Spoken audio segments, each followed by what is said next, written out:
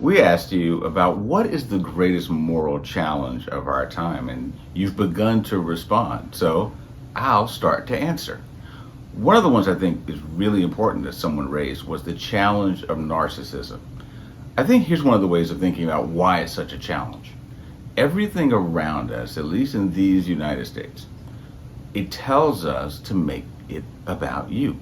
Sometimes we celebrate the service oriented toward others, but so much of what happens is telling us to make ourselves into something, to make ourselves great, to make our name great, to build your own brand.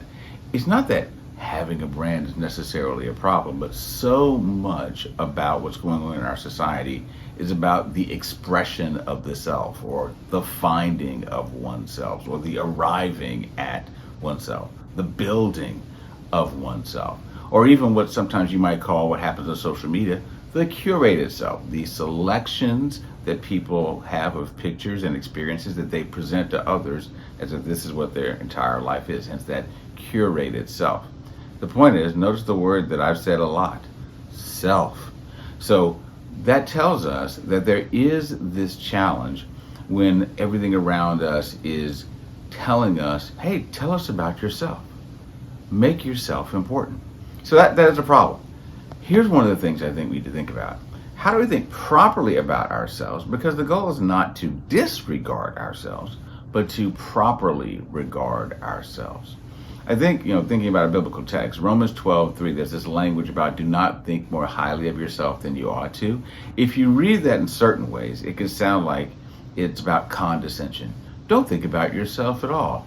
Put yourself down. No, that's not the point. The point is to see ourselves in the right frame of mind, particularly after having our minds transformed, which is what verse 2 in Romans 12 is about. So to see ourselves properly. And if we see ourselves properly and we're looking at others properly, it's like remembering that we're not trying to see ourselves in some kind of narcissistic competition with others, but how we participate well in our lives with others.